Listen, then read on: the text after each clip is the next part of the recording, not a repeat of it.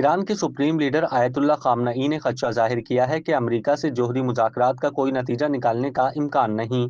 غیر ملکی خبر رساں ایجنسی کے مطابق منگل کو ایران کے سپریم لیڈر آیت اللہ خامنئی نے ایک تقریر میں کہا کہ امریکہ کے ساتھ جوہری مذاکرات سے کسی نتیجے کی توقع نہیں کی جا سکتی۔ ایران اور مغربی طاقتوں کے درمیان یورینیم افزودگی کے معاملے پر تنازع جاری ہے۔ ایسے میں ایران کے سپریم لیڈر آیت اللہ خامنئی نے کہا کہ ہم نہیں سمجھتے کہ امریکہ کے ساتھ جوہری مذاکرات سے کوئی نتائج نکلیں گے، ہمیں معلوم نہیں کہ کیا ہوگا۔ ایران کے یورینیم افزودگی کے حق کو تسلیم نہ کرنا بڑی غلطی ہے۔ واضح رہے کہ ایران اور امریکہ کے درمیان 12 اپریل سے عمان کی ثالثی میں 4 دور کے جوہری مذاکرات ہو چکے ہیں، جو 2015 کے جوہری معاہدے سے امریکہ کے علیحدہ ہونے کے بعد دونوں ممالک کے درمیان اعلیٰ سطح کے سب سے اہم رابطے تصور کیے جا رہے ہیں۔ دونوں فریقین نے 11 مئی کو ہونے والی آخری ملاقات میں مزید مذاکرات کے ایک اور دور پر آمادگی ظاہر کی۔ امریکہ اور مغربی ممالک طویل عرصے سے ایران پر جوہری ہتھیار حاصل کرنے کی کوشش کا الزام لگاتے آ رہے ہیں، جبکہ ایران مسلسل یہ دعویٰ کرتا آیا ہے کہ اس کا نیوکلیئر پروگرام صرف پرامن مقاصد کے لیے ہے۔ کیا آپ کاروبار کی تشہیر چاہتے ہیں یا social media plate form manage کرانا چاہتے ہیں؟